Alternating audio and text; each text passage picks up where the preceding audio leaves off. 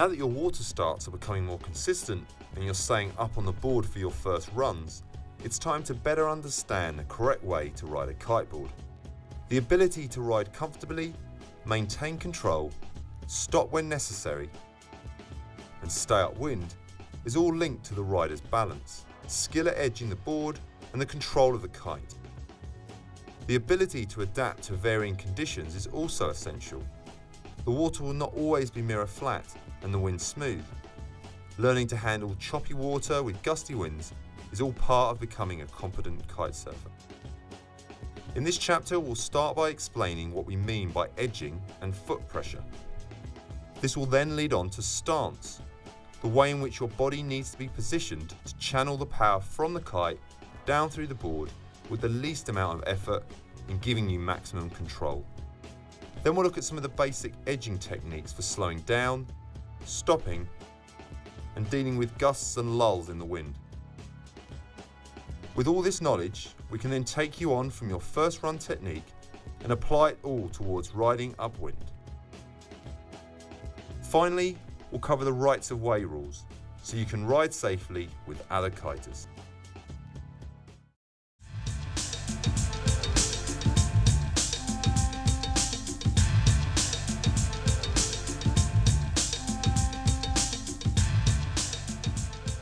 On your first runs, most of your weight was over the board, leaning back lightly against the kite. But now we want to gain greater control over the board and kite, and that means we need to be committed, leaning back against the kite's power.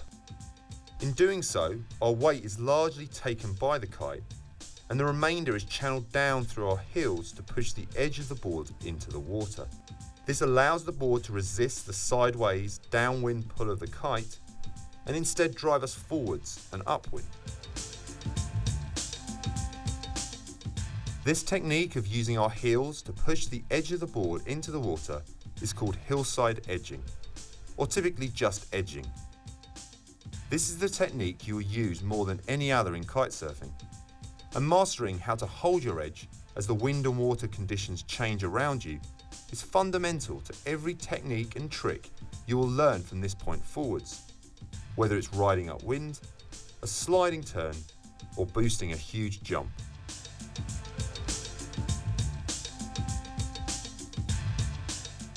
The opposite action to the natural stance of hillside edging is to apply pressure to the toes of both feet, which will have the effect of flattening the board off. With further pressure, you can direct the board downwind. Having the board flat in the water allows the board to gain speed, which is very important in the initial stages of the water start, during the exit of a turn, or landing from a jump. Using more toe side pressure will then initiate carving turns, and is one way to position yourself so that you can ride toe side. Both of these techniques are covered in the Progression Kiteboarding Intermediate Volume 1 DVD. Back foot pressure has two main roles, and both work in combination with hillside edging. Applying pressure to the back foot allows you to direct the board upwind. It also lets you handle more power from the kite. Applying too much back foot pressure will kill the power from the kite, reducing your ability to move upwind and ultimately stop you completely. The use of front foot pressure is equally as important, as it allows you to gain speed and maintain a course upwind by keeping the full edge of the board in the water. This stance is particularly useful when the wind is lighter, and is used with toe side edging to flatten the board to gain speed. You can think of back foot pressure as your brake, giving you control over the kite's power, whereas your front foot pressure is your accelerator, but should be used carefully as it can easily cause you to lose balance at speed. Using a combination of these edging techniques will allow you to direct the board confidently and move both upwind and downwind, avoiding other kite surfers and obstacles along the way.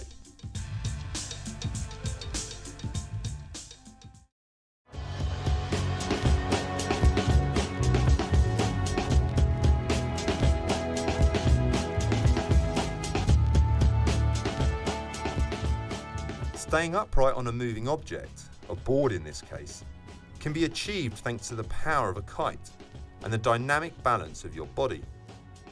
The body position while kiteboarding is very important and must adapt to wind and water conditions.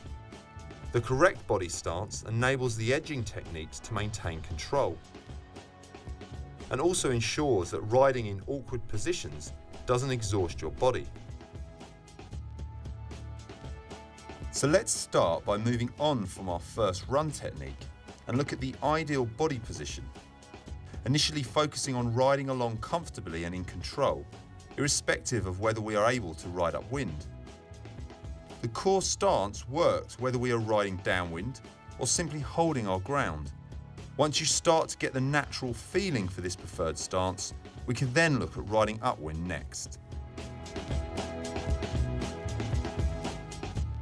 You need to have constant power from the kite. Start with the board pointing downwind and gain some speed. Lean back gradually. Apply weight to the hillside edge by leaning back against the kite. Your weight will then go over your heels and you will pull up with your toes. Keep your shoulders back and your hips forward. Look forward in the direction you want to go. Your arms should be slightly bent. Your legs should also be slightly bent and relaxed. You should have slightly more weight over your back leg with your front leg straighter.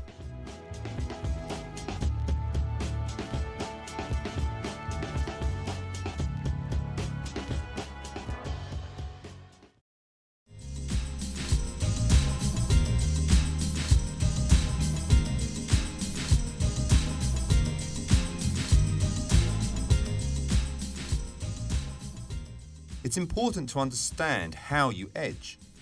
It's your weight which must go over the hillside edge by leaning back against the kite and getting your weight out from over the board. You then pull up with your toes to keep your ankles at about a 90-degree angle.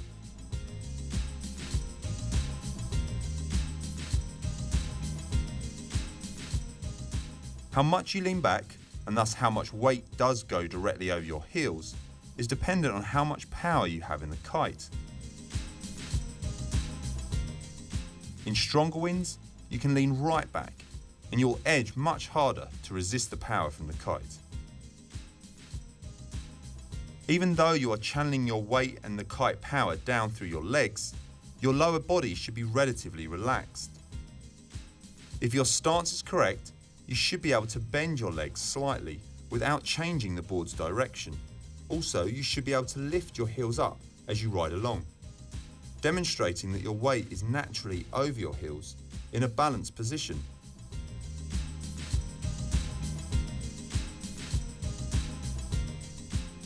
Rather than forcing the edge into the water. The three intertwined elements to consider are having your shoulders back, your hips forward, and your arms slightly bent.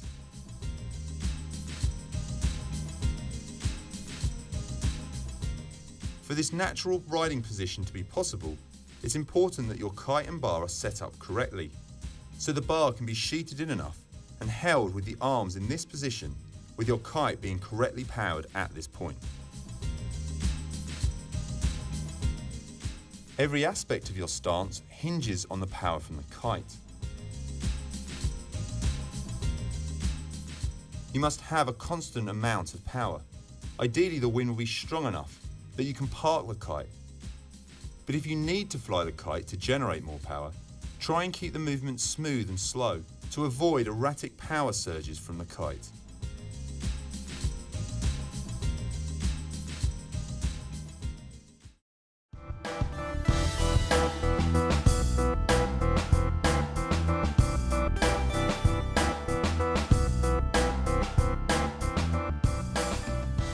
If you're finding it hard to get your shoulders back and your hips forward, then one possible problem is that your bar is set up incorrectly. Most bars allow adjustment of the length of the depower strop, leader lines, or knots on the bridle or kite pigtails. At this stage, it's best to ask an experienced rider or your local shop for advice on how to alter your specific kite and bar. In the Progression Kiteboarding Intermediate Volume 1 DVD, we'll cover the general theory of how to tune your kite in this way. Typically, this stance, affectionately called the poo stance, can allow you to ride upwind, but you may find that you get tired a lot quicker, you struggle in light winds, and learning more advanced tricks and techniques may be more difficult.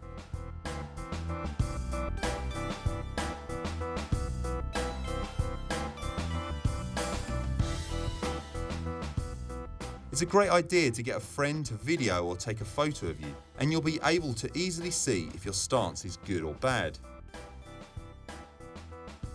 If you find it hard to edge the board, then you might not be leaning back against the kite, and instead trying to put pressure on your heel side edge by pushing your heels downwards, by flexing your ankles.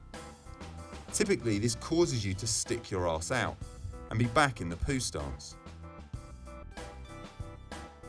This will limit the amount you can hillside edge, leaving you in an unbalanced position as your weight is not committed back against the kite.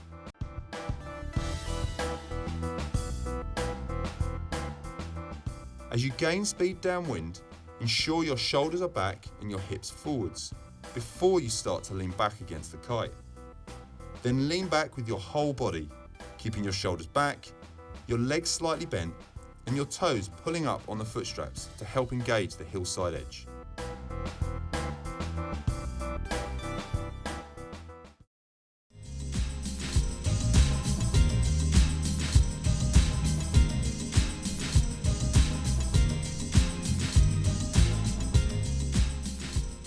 When the wind drops slightly, there is a tendency to fall backwards.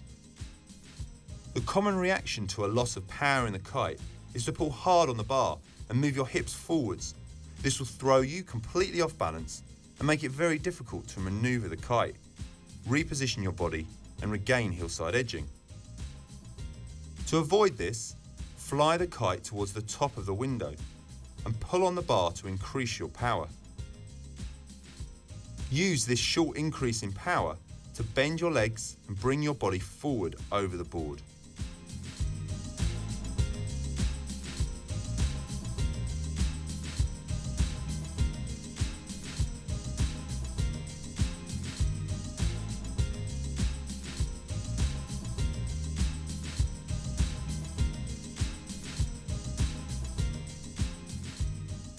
When you are a kitesurfing beginner, you may get nervous kiting around other people, and therefore learning to slow down and stop will add to your confidence on the water.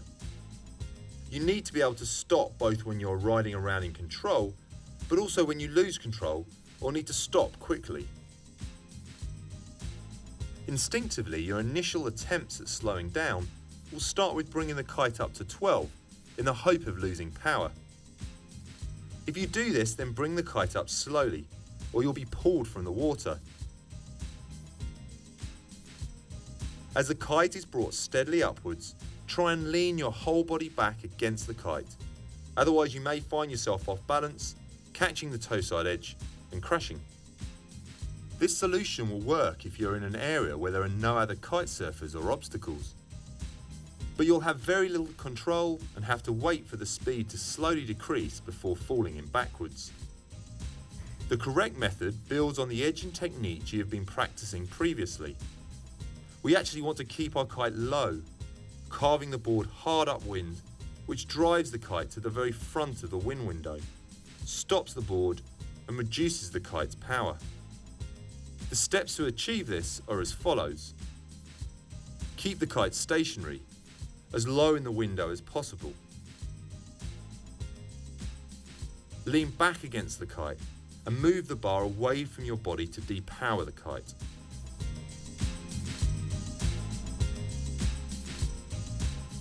Keep your weight over your front foot, allowing you to push out hard with your back leg, the board edge pushing deep into the water.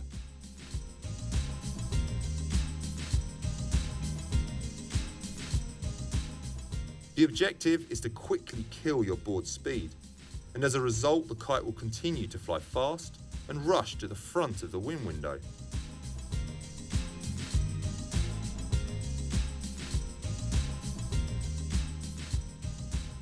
As your board speed reduces, slowly bring the kite up to help you keep your balance.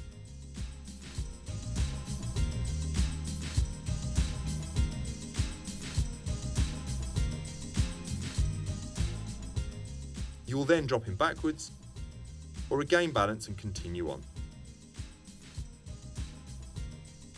This method takes some practice, but when mastered will become one of the most important ways of staying in control on the water.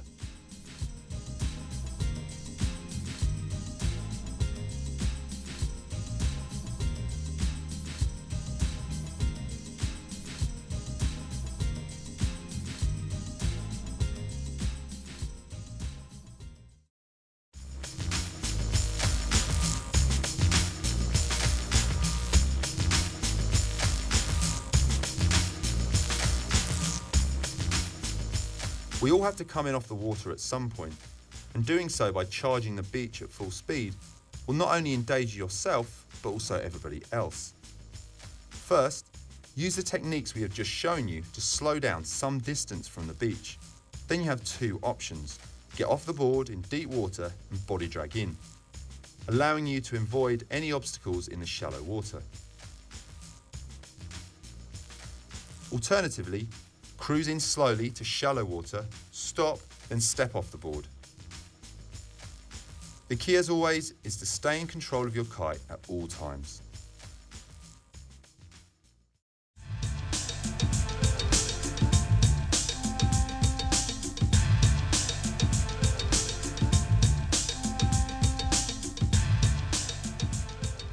So you've seen the preferred stance for kiteboarding, and hopefully your stance is moving towards this body position, but still you may find yourself walking back up the beach after kiting off downwind. This is the time to refine edging and balance techniques, so you can stay upwind and kite from the same spot all day. Kiting upwind involves moving at a closer angle to the direction of the wind. This will make it possible to kite to an upwind location by tacking from side to side.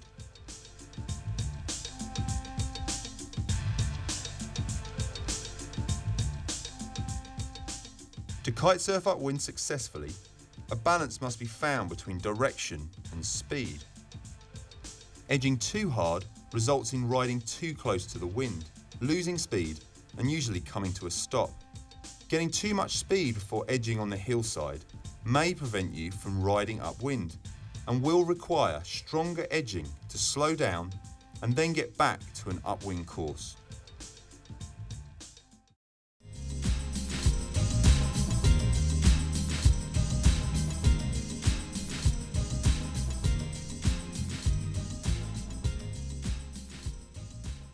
As we mentioned in the stance and balance section, you need a constant source of power from the kite to maintain the correct stance. And it's even more important when it comes to staying upwind. You want the kite to be as far forward in the wind window as possible. Ideally, the kite will be parked between 10 and 11 o'clock. But if you do need to fly the kite to gain more power, try and keep the kite moving in a narrow, slow figure of 8 at the very front of the wind window.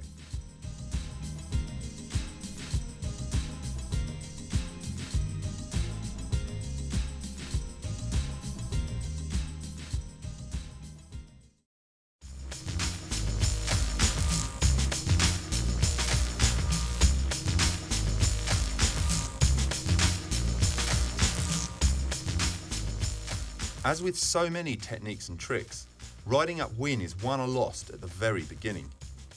You want to ride upwind, but that doesn't mean that you ought to start and edge upwind immediately. Your first action once up on the board should always be to gain speed, and this means bearing off and riding downwind.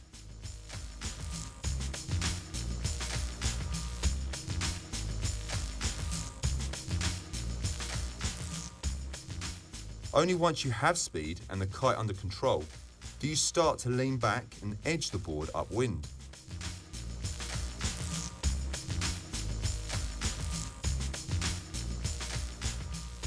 The stronger the wind, the quicker you can start to edge upwind. But always start riding downwind initially.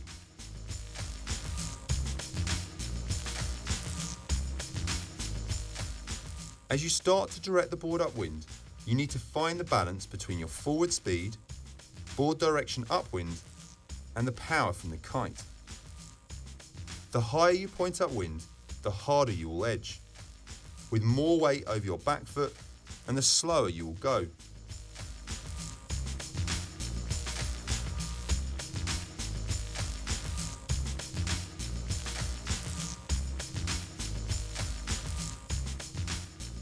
Finding the correct balance between all of these factors is dependent on the wind and water conditions, which will vary between each of your sessions, but as importantly, are changing constantly as you ride along.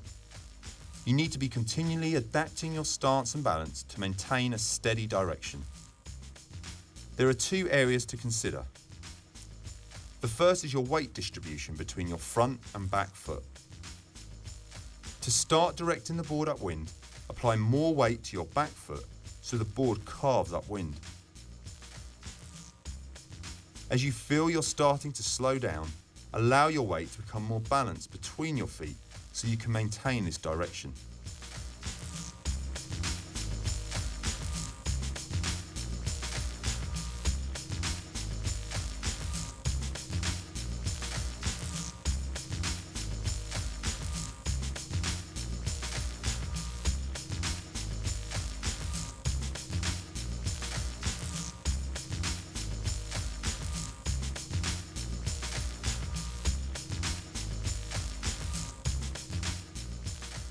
Remember about your front foot being your accelerator.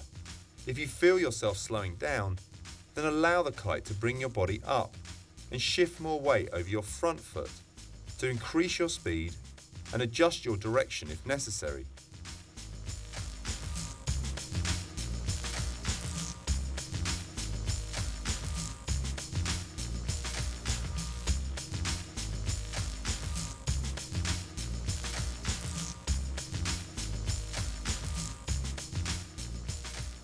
And if you feel you're going too fast, then sheet the kite out slightly.